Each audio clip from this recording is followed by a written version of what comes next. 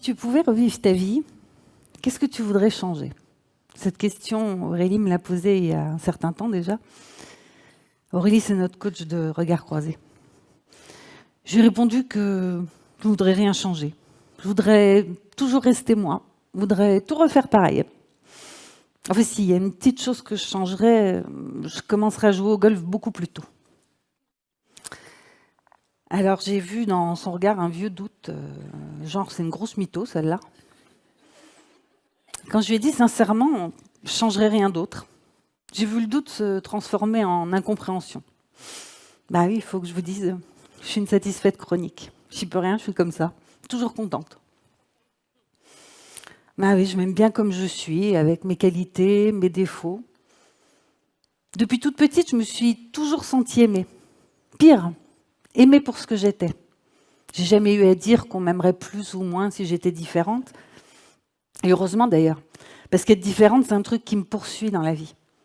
J'ai passé mon temps à changer d'identité. J'étais femme au foyer, je suis devenue femme active chez Audio.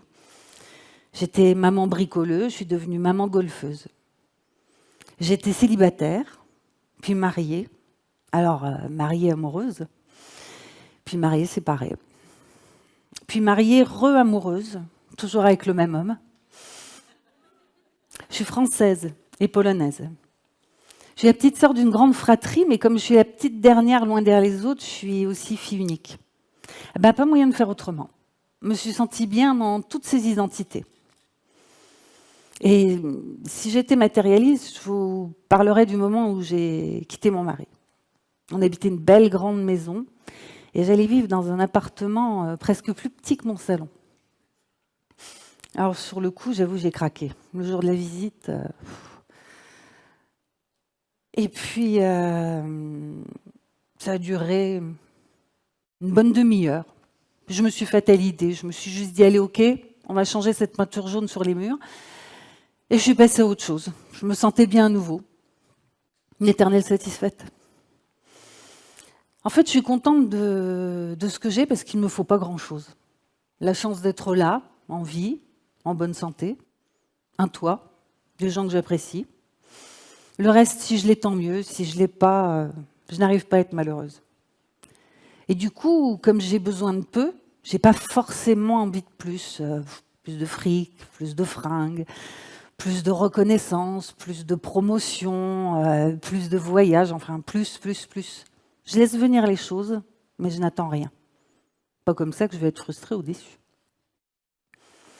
D'ailleurs, dans la vie, il y en a qui sont des durs à cuire. Ben moi, je suis une dure à décevoir. Alors bien sûr, ça m'est arrivé d'être déçue.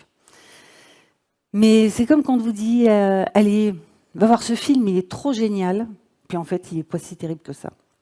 Ben, quand on ne fait pas de projection, on ne se fait pas de film et on n'est pas déçu de soi, des autres, de la vie. Ouais, même la vie ne me déçoit pas, pourtant, comme tout le monde, j'ai vécu des moments difficiles. La disparition de personnes proches, la séparation avec mon mari. Mais dans ces moments difficiles, pas moyen de faire autrement, j'avance. Je pleure ce qu'il faut, mais je souris toujours. Je relativise, je dédramatise. Je fais des choix pour me sentir bien avec moi-même. J'agis. Je parle pour évacuer ce qui fait mal. Et je vais de l'avant. Le bonheur se construit aussi avec des actions et des décisions.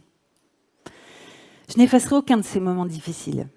Les disparitions, je les ai acceptées. La séparation de mon mari m'a apporté des opportunités. Découvrir que j'étais capable de beaucoup plus que je ne l'imaginais.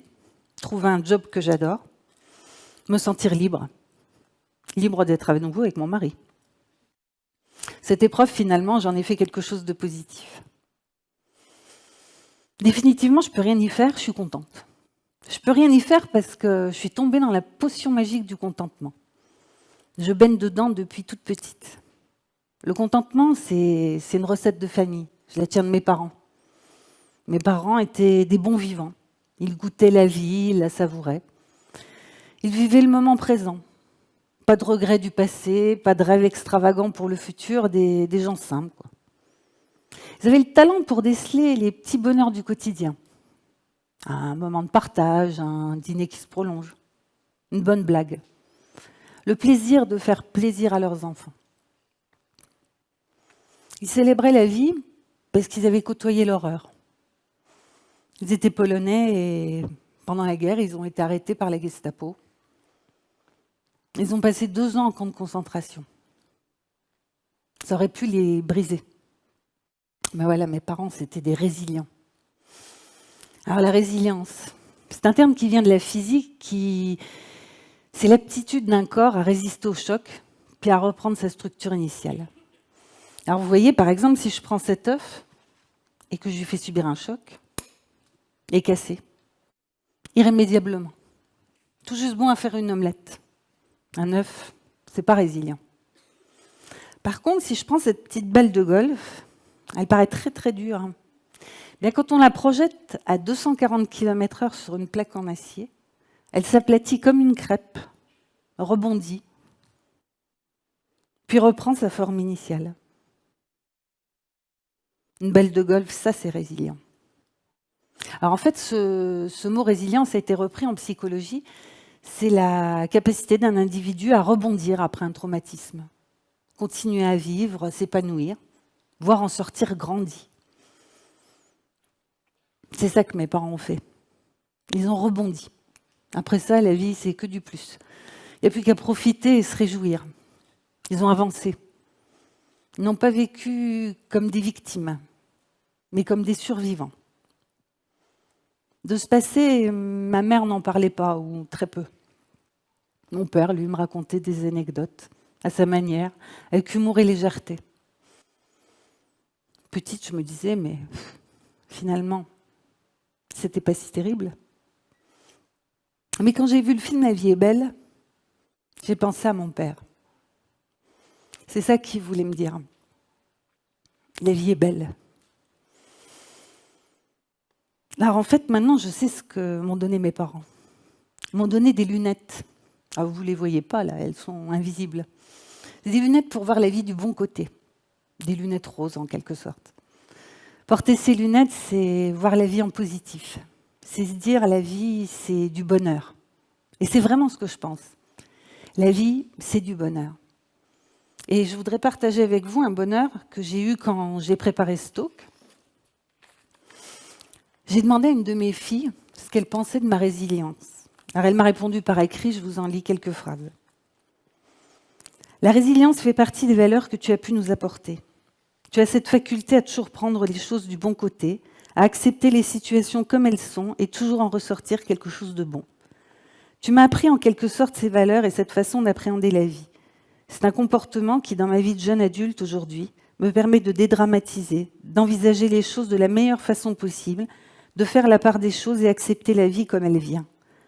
C'est une valeur que je transmettrai à mes enfants, afin qu'ils soient positifs et qu'ils puissent s'adapter facilement aux situations diverses de leur vie. Alors bien sûr, quand j'ai lu ces lignes, j'ai pleuré, mais de joie, parce qu'elle les porte aussi, ces fameuses lunettes. J'ai réussi à lui transmettre cette capacité à se dire « la vie est belle », une aptitude au bonheur. Merci.